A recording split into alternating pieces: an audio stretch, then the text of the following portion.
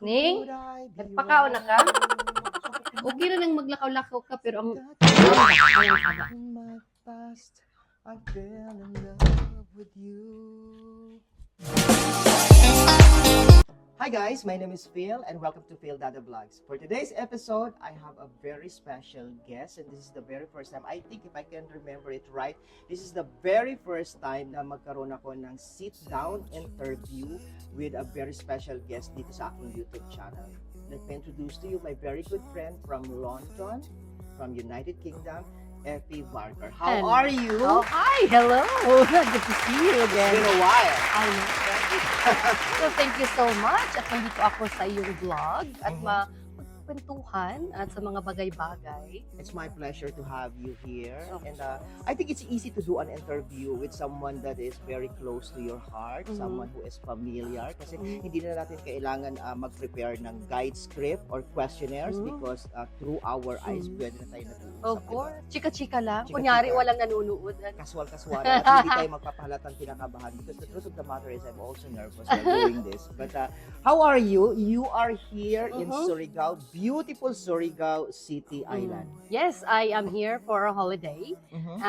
Yes, we are from the UK and I'm here for almost 2 months. And it's great to be back in the country. I've been here, well, I was away for 2 years kasi dito kami no 2022 after the pandemic. And it's still as beautiful as it is. What do you miss most? Because you are living away from the Philippines and you've been living in LA and now you are living in United Kingdom. Ano ang mga nami-miss mo sa buhay sa probinsya? Actually, what I miss the most is just my family. Yung init, syempre, hindi ko namimiss. Yung init. Yeah, but it's, ika nga sabi nila, home is where the heart is. So, yung mama ko, yun ang namimiss ko. Yung food naman, some of them are very accessible naman doon sa UK. It's not as good as it is here, pero you can have pancit if you want. You can have, well, the seafood, not really accessible. Medyo mahal at saka mahirap hanapin yung seafood. Other than that, just being with the family and spend time with my mom. At saka, well, the beach also. I mean, pero hindi kasi ako ma-beach na tao eh. Same with me also. Pero yes, nakakamiss din yun. Gaya ng tanawin natin at the moment. No, yung dagat, pero hindi ako naliligo. But like I mentioned, you know, just spending time with the family. Story. Tell us your story, Effie, kung paano ka naalis or umalis dito sa Pilipinas because dito ka nag-aral ng elementary and you graduated college here. Tell us a little bit, give us a little background about your childhood and growing up. Yes. So, we used to live in, well, we were in the city here in Surigao. Surigao is the northeastern part of Mindanao. They also call it as the gateway of Mindanao kasi dito pumapasok yung mga cargo ships and then they deliver it to the rest of the island of Mindanao. But my dad is a Protestant minister. He used to be assigned as a pastor sa isang island. I mean, all over the country is all islands anyway. But we live in the island. It's part of Surigao City and it's called Nonok Island. It's the nickel city of the Philippines kasi may mining doon. So then na-assign ang dad ko to pioneer a church for the United Church of Christ in the Philippines. And we were there since I was, I think, months old. But before that, he was in the city. He was moved to the island. So doon kami nanirahan hanggang I was 6 years old. We moved back to the city. Well, he was an interim pastor for a place in between Butuan and Surigao. It's called Kicharao. And so he was there for like, I don't know if it's a year or more than a year, I can't remember. Eventually, he moved into the city, the UCCP Central Church in Surigao City. I went to elementary, first grade and second grade in the island, in Talisay, that's the name of the island, I mean, part of the island of Nonok. And then grade 3 and grade 4, I was here in the city. And then 5 and 6, we were still in the city, but I moved to a different public elementary school. Then in high school, I went to, it's a private school in high school where my mom was teaching as well. Here in Surigao. Yes, here in Surigao. It's called Northeastern Mindanao Colleges. So it's a small school, it's a private school. And after that, when I went to college, I went to Dumaguete, which is far, a different island from here. We have to travel by boat to Cebu City and then take another trip. Either you go land trip or another boat to Dumaguete City, which is part of Negros Oriental. So I went to college in Silliman University. I took mass communications. and I graduated in 1999. Speaking of Silliman, I'd like to say hello to Susan Palad, my mentor, my tita, my aunt. I love you so much. She's also from Silliman. Oh, interesting. Bilang siya ay taga Silliman, ang laki ng respeto ko at ang laki ng parang ina-idolize ko ang mga produkto ng Paaralang Silliman kasi parang ang tali-talino ng tita ko. So feeling ko lahat ng mga taga Silliman ba ay matatalino? Well, yeah, most of the time, when you're a graduate at Silliman, when you go to school there, you were trained to be confident, and the environment itself, a lot of people there speaks English, and that's why they're more eloquent after they graduated and they land in a good positions, either in the government or the private sectors. But yes, especially the nursing graduates, they're namamayagpag talaga sila abroad. Siguro kung nakapag-aral din ako sa Silliman, iba din siguro ang English ko. Ako nga lang, galing ako sa Balingaing Elementary School, pero bilib na nga ako sa English ko, diba? You mentioned a while ago, Effie, that your father is a reverend, is a pastor. Yes. Is it necessary also na ang mga anak nila ay dapat religious din or dapat mabait, walang ginagawang mga masama or something to that effect? I think that's an expectation that it's very difficult to live by if you are a Protestant, a pastor's kid. Ini-expect talaga nila. And I think that's justifiable, kasi if you go a different path, mahirap tingnan yung pastor na yung anak mismo hindi Pasaway. Pasaway. Merong mga ganun. May kilala ako. So anyway, yeah, that's a very difficult position to be in. Hindi naman sa akin hindi ako nahirapan kasi I understood it. Naiintindihan ko na dapat ganito. My dad would always tell us that we are different. Hindi naman yung kakaiba kaming tao. We were different because pastor nga siya, iniingatan namin yung pangalan. Hindi lang iniingatan. We have to live by kung ano yung pinipreach niya. Would you say that you had a normal growing up even if your father was a pastor? I would say normal in terms of kasi nakakapaglaro pa rin naman ako. I live how the kids live, but because merong nangyari sa buhay ko, sa pagkabata ko na kakaiba, I always felt I was different. Not just because of what my dad, that I was different, right? That was a different story, but palagi kong nararamdaman at nandito sa likod ng ulo ko, nakapatong siya palagi na iba ako. In a sense na parang meron akong path na pina-follow na hindi kagaya ng mga parang may kulang or something, may kulang or parang may nawala. Oo.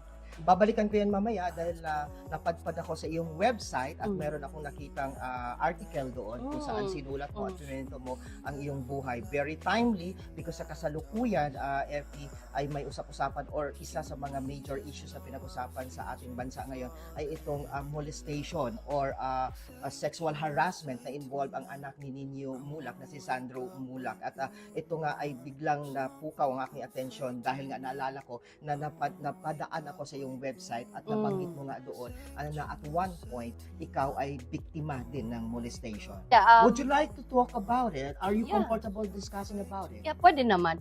In fact, I've always wanted to talk about it. I'm just waiting for the right time, I think. So yes, I'm ready to talk about it. That is true. As I mentioned, I grew up in the islands. And my parents were all busy. My dad was building a church. When I say building a church, that's not mean the building. You're inviting people, you're grouping people and talk about God. And so busy talaga siya. So my mom is also busy. She was a kindergarten teacher. Both of them were studying in the city where they had to take a boat, crossing the dangerous strait. Weekend lang sila bumabalik to finish their studies kasi hindi pa sila nakapagtapos ng college that time. So I was left in the care of my mother's brother. And as far as I recall, I was really very little when they left me to his care. And I remember we left the island when I was 6. And I don't know anymore when did it really all started. I just know when did he start taking care of me. So my memory is really hazy now to even remember when did it start. I don't even know the instance kung kailan man yun nangyari at anong sitwasyon nangyari siya. I just remember when did it stopped. It stopped when we moved here in the city. I was already 14 years old because he had to move to Davao. So this is my mother's brother. And I'm not hiding it anymore because I already publicly announced it. So, Sorry, let me cut you there para masundan lang tayo ng ating mga manonood, Effie. But you mentioned that maalala mo na you were 6 years old. mhm. Okay? But paano mo nasasabi na masama yung ginawa sa'yo ng uncle mo at 6 years old? Hindi ko alam kung, I mean, you were a child at 6 years old, doesn't know anything. You just want to play. Hindi ko alam kung masama o hindi. Ang alam ko lang, pinasunod ako. I just followed the orders of the elders. You know, nakakatanda naman siya kung ano yung ginawa niya. And eventually, you get used to the routine of it. Na parang part na siya ng day life mo. So, kung kailan ko man nalaman na mali siya or something is off, I might have been 9 years old when my dad was a pastor in the interim. Di ko alam kung bakit naramdaman ko na kakaiba siya. This is not, something like awkward. I don't know why I thought about it. Maybe just my mind as was really growing. I was 9 years old when I felt like that. Na hindi na to maganda, na mali na to. Something, and I wanted at that time, I knew I wanted to talk to my parents. I just didn't know how to tell them or when or what. Parang wala, hindi ko maisip kung paano at kung bakit ko sasabihin sa parents ko. As 9 years old, I imagine myself when I was 9, medyo nasa tamang Oo. pag-iisip ka na, Oo. medyo matino ka, how would I say it? Medyo Parang- kumbaga sa Bisaya, na nakasabuot, tamang buot. May kumbaga. nasa wisyo. Yeah, Oo. but I'd like to know kung wala ba kayong mga television during that time when you were 9 years old? Wala ka bang mga nakikita sa mga balita or naririnig para may basihan ka na para ay magsumbong ako dapat sa nanay ko at sa tatay ko kasi hindi na to maganda ang ginagawa sa akin ng tito ko. Wala kaming TV talaga. I don't recall seeing a television when I was that age. Even when we moved to that interim pastor ko sa Kitcharaw. I don't remember having a television. I would like to know kung nagkaroon ba ng pagkakataon na naihayag mo or naikwento mo sa parents mo or anyone from the family ay itong kwento na naranasan mo sa tito mo. Never. The whole time since I was little, I never spoke about it to anyone at all until I was, maybe 24 years old. The first person I spoke to, I guess that was my aunt and my dad's side. She's now in Minnesota. So I talked to her and my best friend who is now in New Zealand, si Ninette. Those are the two persons that I spoke, that I told about it. That was the first time I spoke to them. And the next time I spoke about it was yung 2015 when I announced it. So very late mo na siya ni-reveal Oo. actually. Mm. How did you manage to live a life, continuing your life, Effie, knowing na meron kang masamang experience from your past, knowing na merong unresolved problems or hideous issue in the past na hindi mo na discuss with your family?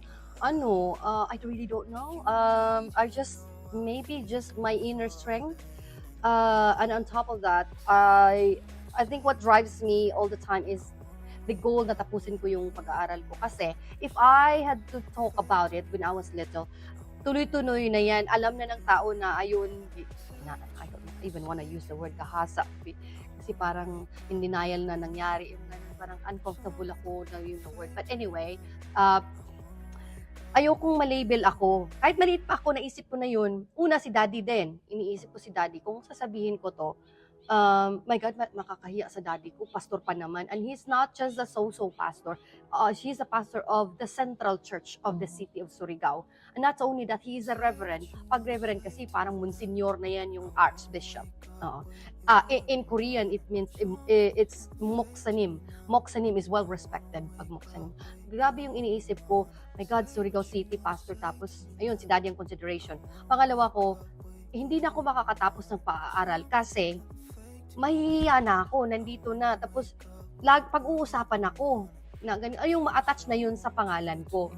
So, yung goal ko talaga yung makatapos ako. Tapos sinabi ko, baka pagkatapos ko na lang pag-aaral, sabihin ko. Nung natapos ko na yung pag-aaral, naisip ko naman na, baka pag nagkatrabaho na ako, pagka nakatrabaho naman, hindi palagi lang siya na-delay. So, to answer your question, I really don't know kung may magic. Yun lang masasabi ko, yung inner strength ko at saka yung goal ko na matapos yung school. Oh my God. Na-realize ko while talking to you right now, Effie, na ang tatay mo ay isang respetadong tao sa inyong komunidad. He's a pastor. If it happens to someone na kagaya ng pamilyang nire-respeto sa isang komunidad, how much more pa kaya sa ibang tao na walang masyadong boses sa lipunan? Ay, of course, mahirap yan. And I'm sure at this very moment while we're talking, it's still happening. There are, and there will be more children, there will be more little girls that will be molested. Kasi nga sa lipunan natin, it's as though sometimes, I could be wrong, but it's as though it's almost parang accepted na siya, na parang, Normal? oo, kasi we all know it's happening. We all know na nangyayari talaga siya. Pero bakit hindi pinag-uusapan? Bakit hindi siya ginagawa ng paraan? Parang nakikita sa TV. You all see this all the time in television. Ako, every time I see it on TV, parang hindi ko kayang tapusin yung panunood. Either umiiyak ako, patayin ko. Kasi parang nagtatanong ako sa bakit nakakita pa rin ako nito? At this year, 2024, bakit nakakapanood pa rin ako ng mga ganito? That just tells me na it's happening and it will continue happening. I consider you as a very successful person kasi nakapagtapos ka sa Silliman University and you traveled to America. At ikaw ay naging isang anchor, journalist, and you did a show with G. Tonji sa Los Angeles, California. So I would say na isa kang achiever. Oo. But having that experience in the past, Effie, masasabi mo bang naging motivation mo, yung experience mo to become where you are right now? Oo, grabe. Yes, absolutely. So yeah, kahit nakapagtapos ako ng Silliman University, when I went to the States, I still want to study. I went to the prestigious University of California. I took journalism certificate there. Parang hindi ako satisfied palagi. So when I was little, I was always an achiever. I was first honor from grade 1, grade 2, grade 3, grade 4. Grade 4 is I was second honor. I was always an honor student. When I was in high school, I graduated with lots of medals. I wasn't the valedictorian, but I always have awards and I have good grades when I was in college. Parang hindi siya laging enough for me. Kasi lagi kong gusto kong meron pang taas kasi gusto kong kunin lahat. Kasi yun lang yung paraan na para ma-feel ko na hindi ako pwedeng matalo. I don't want to be defeated with my experience. So kahit papano, if I fail in this part of my life, I have to excel in other part of my life. Nagiging driving factor ko nga yung nangyari sa akin. Instead na maglugmok ako, mag-iiyak ako, what would that do to me? So I always chase for my dreams. Kahit naabot ko na, pa rin ako ng iba. Hindi ako na-satisfy. Ginawa ko siyang motivation. Listening to your story, makikita ko at you gave me the impression na napaka-strong mo. But not everybody who are victims of these molestations and sexual harassment are as strong as you. So can you imagine kung yung ibang tao na parang nagpapadala sa nararamdaman nila dahil they felt na they were defeated because of that experience? Okay. I don't think about it every day, but it's there. I don't know how to explain it. It's just there in your head. Lang yan. Tapos para kang may shadow sa likod na nandun lang siya palagi, hindi siya mawawala. So, like I said, I don't want to be defeated with experience. So, ginawa ko siyang motivation to achieve what I wanted. Pero kahit nandun na parang meron pa rin something. Yung strength naman, yes, you could say that. I am a very strong person. Pero deep inside nga, yung sa kanta, the warrior is a child. Nandun, yung batang Effie, yung Ping-Ping, yung nickname. Yung Ping-Ping nakikita ko sa loob. Nandun pa rin parang. Kasi nga, you're a child.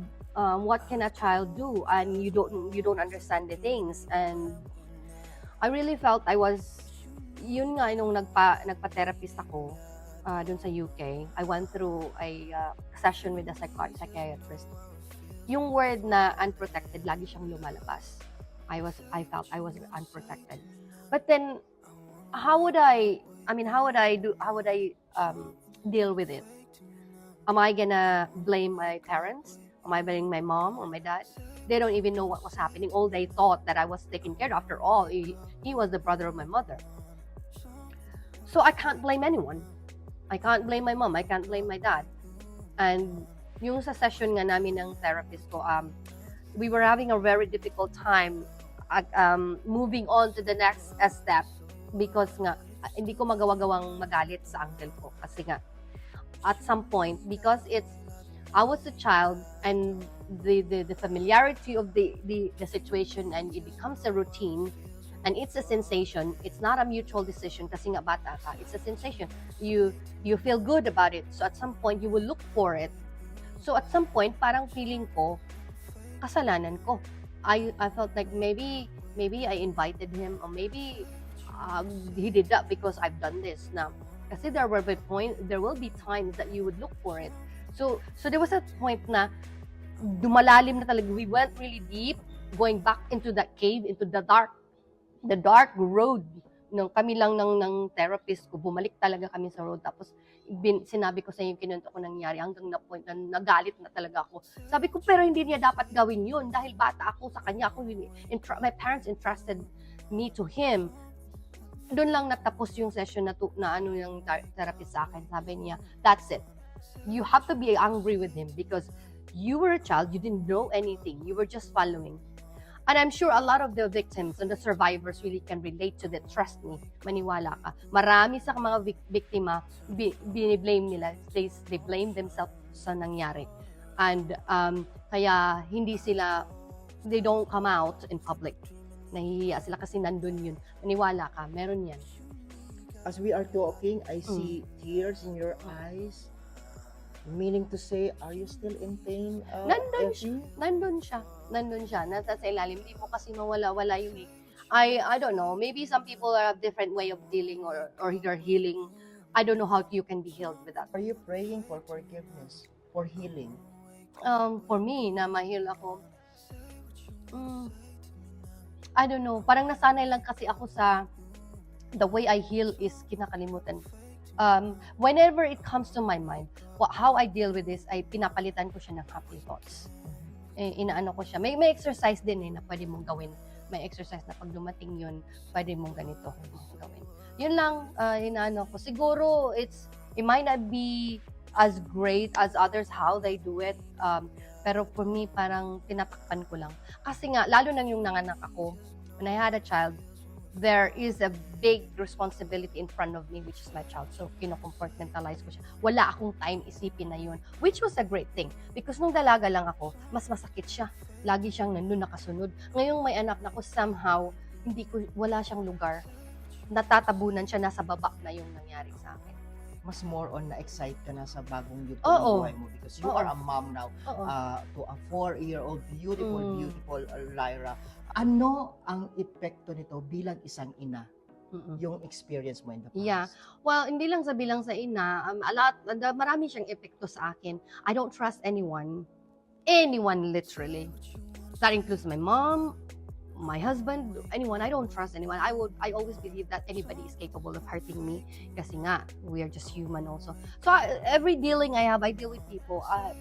In-expect ko na, if mangyayari yun na masaktan ako, hindi na ako magugulat. Oo, meron akong, I would have to just look after myself. Yun sa pagkatao. Kay Lyra naman, mas malala. Kasi parang ayokong hindi ko siya nakikita. Kahit nandito ako, kailan yung mata ko nakalala. Pero parents are always like that naman yung mom. Pero ako kasi pinanunumpa ko na I mean, although I have some desires for my career, I have plans, pero if it comes to difficult decisions, if I'm always in a crossroad, always kong pipiliin si Lyra. Pipiliin ko siya na nandun ako sa kanya palagi. Natatakot na nga ako ngayon kasi pupunta na siya ng school. Magsuschool na siya, so hindi ko na siya makikita 24/7. Ano yun, 6-8 hours in a day, nandun siya sa school. Paano kung may nangyari sa kanya, hindi siya magsasabi sa akin, hindi siya magsasalita. Malalaman ko lang later in life, or maybe not. Yun ang kinakatakot ko. Kaya lagi kong sinasabi sa siya, even if she's still very little, I always tell her, now you can always tell mama anything, kahit nakakahiya pa yan.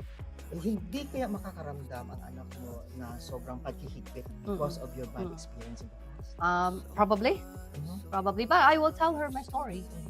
Kailangan kong sabihin sa kanya para maging aware siya.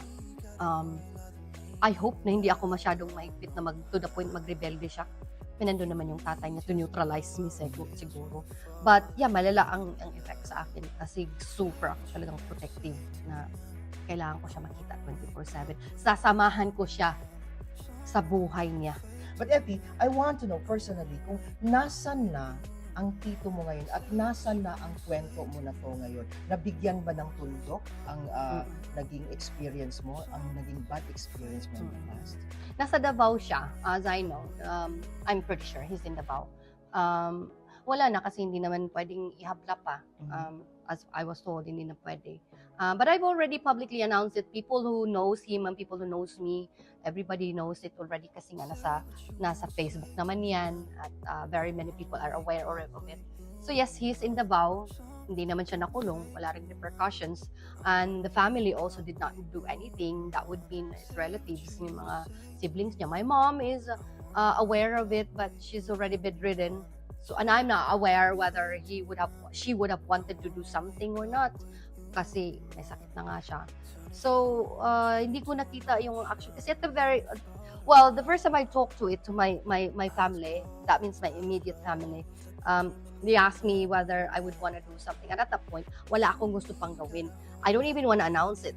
Kasi nga, somehow I'm okay. Somehow I managed to make my life. Na wala namang, okay naman, I become successful, as you said. Yeah, but you mentioned also a while ago during our conversations na tinatanong ka rin ng pamilya mo kung ano ang gustong aksyon na gagawin nila. But it was your choice to tell them na not to do anything anymore. Sinabi ko, no, it's fine. I don't want to do anything kasi ayokong ilabas. Nakakahiya rin eh. Ayokong ilabas. This is a very important conversation, Epi, because this will raise awareness to some people who are going through the same problem pero wala silang boses or wala silang kakayahan para magsalita. Oo. Siyempre kasi karamihan yan. Ay nako, hindi lang to sa mahirap. Hindi lang to nangyayari sa mga mahihirap na tao. Mas malala pa yung mga mayayaman. What is your advice, Epi, if someone is watching us right now who went through or who are going through the same problem, the same experience, pero walang kakayahan, walang boses, not strong enough as you para maglahad ng kwento tungkol sa kanilang experience? You just talk. Meron kasi yan talagang pagkakatiwalaan. Kahit bata, merong isang tao dyan na malapit sa bata or na pwede niyang sabihan. Or even the adults na hindi pa naglalabas. May mga kilala ko hindi pa rin naglalabas hanggang ngayon. Just speak. Sabihin mo lang doon sa pinagkakatiwalaan ng tao. Kasi meron niyang isa na pwede mo talagang pagsabihan. I don't know what your decision would be, whether to file a case, kung saan man yung kaso mo sa ngayon. Kasi but talking it to someone else would really help. Epi, curious ako personally kasi nabanggit mo na hanggang ngayon wala pa rin closure yung story mo na to dahil hindi humingi ng kapatawaran ang uncle mo. If granting nahihingi siya ng forgiveness sa'yo, will this make you feel okay? No, kasi nung dati kasi, hindi ko pa nasabi na yung paglabas ko, nahirapan ako, kasi for the longest time, yung secret ko na yun, naging shield ko siya sa Bisaya, panagang, na kanang, kung ano man yung anger ko, kasi sa loob-loob ko, even though people doesn't know about it, sinasabi nila maldita ako, ganyan, parang sa loob ko, may karapatan akong maldita kasi hindi mo alam kung nangyari sa buhay ko. So, nung inilabas ko siya, parang nang luya akong lawas ng luya kay wala na siya. Nawala na akong power. Ginawa ko kasing power yun eh. O nawala na akong power. Pero at the same time, relieved din. I felt so much relieved na gusto kong kumanta, gusto kong magligid-ligid sa bed ko na nawala na siya. Parang it's a mixed feelings after that. So to answer your question, yung ask for forgiveness. Yung forgiveness, hindi ko alam, parang hindi. Kasi kahit ano pa man yung hingi niya kasi kung mag-forgive ako, hindi galing dito lang yun para lang sabihin na people always say that you have to let go para mawala talaga. Ewan ko, sasabihin ko lang yan kung nangyari. O, tanong mo kasi ngayon yun mo tinatanong, parang hindi. Hindi lang parang, ang sagot ko talaga hindi. Masakit na masakit. Kasi hindi naman siya walang malay, hindi ka naman abnormal na tao na hindi nakakaintindi sa ginawa mo. Bata yan eh. Kinakalikot mo. Bata yan. Bakit? Hindi ka ba pwede makahanap ng kaanuhan mo? Na ka-age mo? Na mutual? Kasi wala kang kalaban-laban. Bata. Hindi lang bata. Pamangkin mo. Anak ng kapatid mo. Wala. Hindi, anong pumasok sa utak mo? Demonyo eh. But the most important thing, if based dito sa kwento mo sa akin, ay hindi ka nagpatalo sa buhay dahil lang sa may nangyari sa yung masama in the past. Ang masakit pa rin dun, na iniisip ko palagi kasi that it should not have happened to me. Minsan sinasabi ko, I mean, it's wrong to say, bakit sa akin? My God. It should not have happened. Pwede naman sana yung hindi na nangyari. Sa akin maganda siguro. Ang hirap kasi. Kaya nga sabi ko, yung mga ni Menolesyo na pinatay, mas mabuti yun. Tapos na. Kaysa nabuhay ka pa. Gaya nito. Para kang, Bit-bit ng Oh! bit mo siya. all buong throughout. buhay mo. If Lyra will watch this interview, Effie, 10 to 15 or 20 Mm. years from now, what would you tell her? What message would you like to tell Lyra as we are talking right now? That mama will always be there. Pagkagabi, nag-uusap kami, sinasabi ko sa kanya, memorize din niya yan. Nanay loves me very much. Nanay will never leave me. And nanay will never betray me. And nanay will always protect me. Yan lagi ang parang rosaryo namin pagkagabi. Mula nung maliit pa siya. Then sasabihin ko rin sa kanya, I will make sure na hindi mangyayari sa kanya to. Effie, thank you so much for trusting your story with me. I appreciate it so much. I appreciate the honesty. Of I course. feel your heart. Mm. I feel the pain. Mm. At sana, bilang isang kaibigan, I pray na sana you will be healed Mm.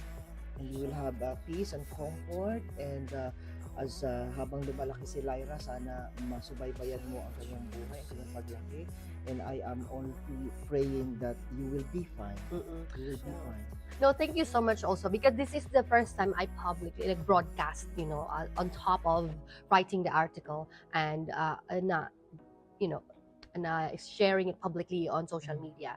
This is the first time na bin-broadcast ko talaga to share it. And I was just really waiting for the right time kasi nga timely din dun sa nangyari kay Mula.